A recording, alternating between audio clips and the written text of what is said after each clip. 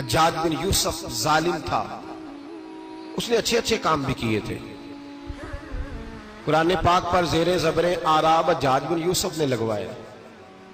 محمد بن قاسم کو ہندوستان سندھ کے علاقے فتح کرنے بھی حجاج بن یوسف نے بھیجا تھا۔ ساری خوبیاں اپنی جگہ پر، ظالم بہت بڑا تھا۔ کسی آدمی نے اس کے سامنے کونے کی طرف منہ کر کے ساتھ والے سے بات کر لی تو کہنے لگا میرے خلاف کیا، اس کو لے جاؤ، 2 ٹکڑے کر کے واپس لے آؤ۔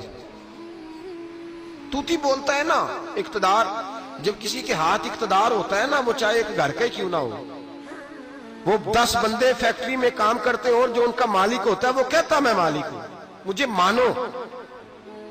جب تو صاحب اقتدار ہوتا ہے نا، جب تو سسر بن کے بیٹھتا ہے اور کسی غریب گھر کی بہو آتی ہے 2-4 تو کہتا میرا اقتدار ہونا چاہیے۔ جب میں کھانسنے لگوں تو ہر آدمی کے ہاتھ میں ٹشو پیپر ہونا چاہیے۔ جب میں بولنے لگوں تو بندھے ہوئے ہاتھوں سے ہر آدمی جی جی کرتا ہوا کھڑا ہونا چاہیے۔ جس آدمی کا، اور یہ کام بہو بھی کرتی ہے کئی دفعہ، وہ بھی کہتی ہے کہ تمہیں پتہ نہیں میں کتنا لمبا چوڑا جہیز لے کے آئی ہوں، جب میں سونے کے لیے اپنے بیڈ روم میں جاؤں تو خبردار بوڑھے بابے کو اجازت نہیں کہ وہ کھانسے۔ اماں کو چاہیے کہ اگر اس کو بڑی سخت پیاس بھی لگی ہے تو میرے سوتے سوتے باورچی خانے میں برتن نہ کھٹکھٹائے۔ جو جہاں بھی جس اسٹیج پہ بھی بیٹھتا ہے وہ کہتا ہے کوئی نہیں مجھے پوچھنے والا، میں مطلق العنان ہوں۔ جوان بوڑھوں کا مذاق اڑاتے ہیں، سمجھتے ہیں شاید کبھی بوڑھے نہیں ہونا، مذاق اڑاتے ہیں۔ تندرست لوگ بیماروں کا مذاق اڑاتے ہیں، شاید کبھی بیمار نہیں ہونا۔ حجاج بن یوسف ظالم تھا، ظلم کرتا تھا، زیادتی کرتا تھا۔ حضرت سعید بن جبیر ایک تابعی بزرگ تھے، اتنے بڑے بزرگ تھے کہ ساری رات نماز پڑھتے تھے، سارا سال روزہ رکھتے تھے۔ ایک دن انہوں نے منبر پہ بیٹھ کے کہا کہ حجاج ظلم سے باز آ جائے ورنہ اللہ کی لاٹھی بڑی بے آواز ہے۔ اللہ کی لاٹھی، اس کا کیا مطلب ہوتا ہے؟ اس کا مطلب ہے جب رب کی لاٹھی چلتی ہے تو اس کی آواز، جی اس کا پہلے کوئی پیغام، وہ پہلے اعلان نہیں کرتا کہ تگڑے ہو جاؤ لاٹھی چلنے لگی ہے، لاٹھی چلتی ہے پر اس کی آواز، سمجھ آ رہی ہے میری بات کی؟ جمعۃ الوداع کے لیے تشریف لانے والے احباب خاص غور فرمائیے گا۔ حجاج بن یوسف کو پتا چلا کہ حضرت سعید بن جبیر نے میرے خلاف بات کی، بلا لیا، کہنے لگا تو نے میرے خلاف بات کی ہے؟ فرمانے لگے کی ہے۔ کہنے لگا تجھے پتا ہے میں قتل کر دوں گا؟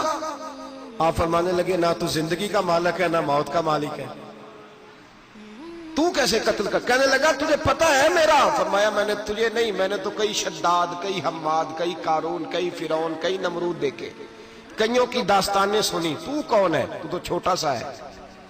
ایک جملہ ہے مولا جلال الدین رومی کا، بڑے درویش تھے، ایک بات کہہ گئے، کہنے لگے نمرود جتنے پیسے نہیں، فرعون جتنی حکومت نہیں، قارون جتنی دولت نہیں، ورنہ فرمانے لگے میرے زمانے میں بھی کئی لوگوں کا خدا بننے کو دل کرتا ہے، کئی لوگوں کا دل کرتا ہے، لیکن نمرود جتنے پیسے، فرعون جتنی طاقت اور قارون جتنی دولت نہیں، ورنہ ہو سکتا ہے لوگ دعویٰ کر جائیں معاذ اللہ ثم معاذ اللہ۔ یہ آج سے کئی 100 سال پہلے وہ کہہ رہے ہیں، آج تو حالات بڑے ابتر ہیں، اس کی نسبت خطرناک۔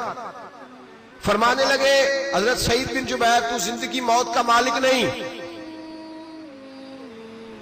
کہنے لگا پکڑو، قتل کرو اسے، لے جاؤ۔ جب پکڑ کر کھینچ کر لے جا رہے تھے نا تو حضرت سعید بن جبیر مسکرانے لگے۔ اب ظالم کے سامنے مسکرائے تو اس کو بڑا غصہ آیا، یہ میرا مذاق اڑاتا ہے؟ بلا لیا، ادھر آؤ، کیوں مسکرا رہے ہو، کیا ہوا؟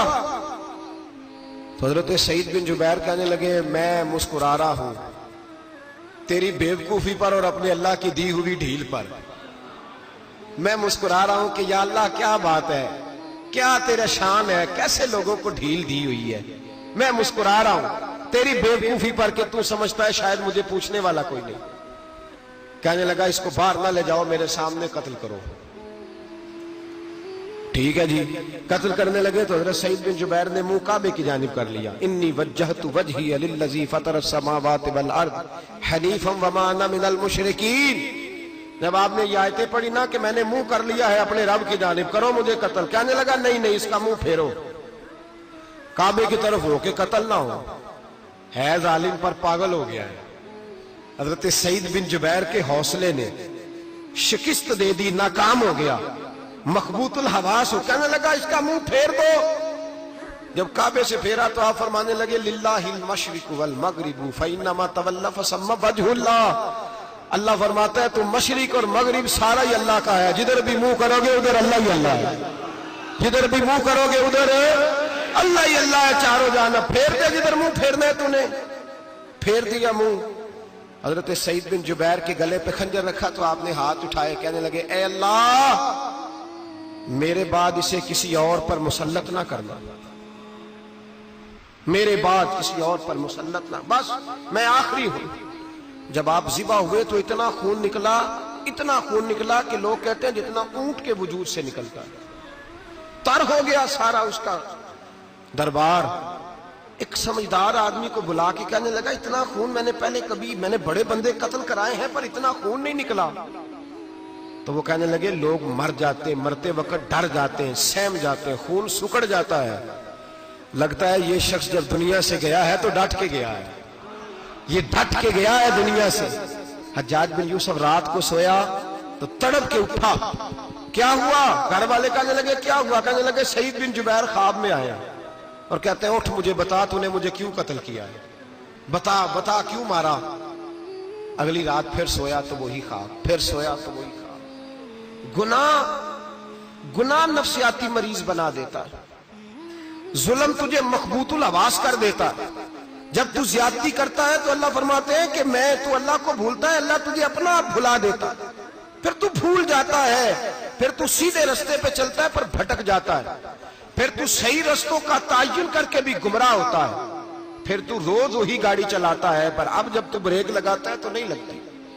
جب گناہوں کے ساتھ تو مخبوط الحواس ہوتا ہے تو روز وہ کاروبار کرتا ہے، لیکن جب تیرے گناہ تجھے گھیر لیتے ہیں پھر اسی کاروبار میں تو نقصان اٹھاتا ہے۔ حجاج بن یوسف تڑپتا ہے، روتا ہے، یہاں تک کہ بیمار ہو گیا، پیٹ میں درد ہوتی ہے، پتہ نہیں کیا ہوا، تکلیف ہوتی ہے، پتہ نہیں، سارے حکیم طبیب ڈاکٹر کوئی نہ سمجھ سکا کہ بیماری کیا ہے۔ جو بیماریاں خدائی ہوتی ہیں ان کا لوگوں کو پتا، جو آزمائشیں رب کی جانب سے ہوتی ہیں وہ ڈاکٹروں کے ہتھے نہیں چڑھتی، جو تکلیفیں اللہ دیتا ہے ان کا حکیم طبیب علاج نہیں کر پاتے، مشکل، اور شفا اسی وقت ہوتی ہے جب اللہ دینا چاہے، اور جب رب بھی دینا نہ چاہے تو بڑے بڑے ڈاکٹر کہتے ہیں کہ ہمارے بس کی بات نہیں رہی۔ بغداد سے حکیم آئے، پیٹ دیکھا، کہنے لگے نہ تیرے معدے میں کوئی دقت ہے، نہ تیرے جگر میں، نہ کسی اور جگہ، ماجرا کیا ہے؟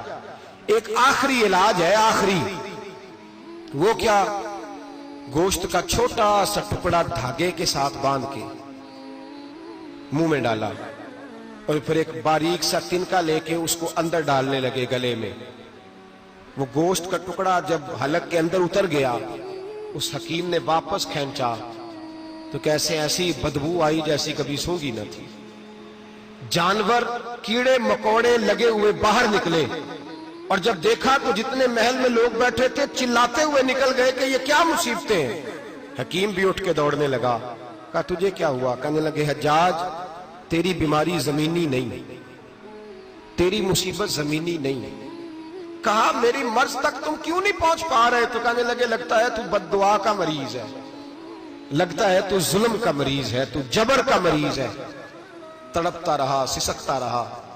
ایک وقت وہ بھی آیا کہ گھر والوں نے کمرے میں بند کر کے تالا لگا دیا، دیوار سے ٹکرے مارتا۔ او بھائی، جو گناہوں کے بیمار ہوتے ہیں انہیں شفا نہیں ہوتی، جو ظلم، جبر، بربریت کے بیمار ہوتے ہیں انہیں سکون قلبی میسر نہیں آتا۔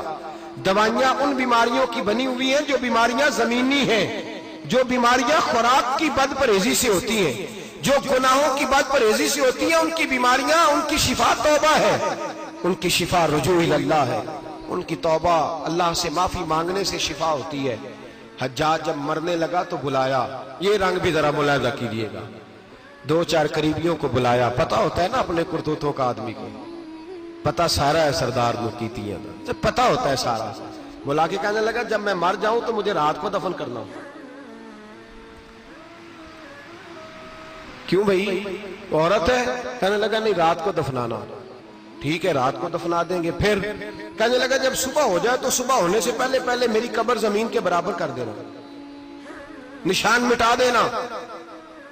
کا وجہ تو کلمہ پڑھتا ہے, حضور کا حکم ہے کہ قبر کم از کم ایک بالش ایک گیٹ اونچی ہونی چاہیے زمین سے کم از کم,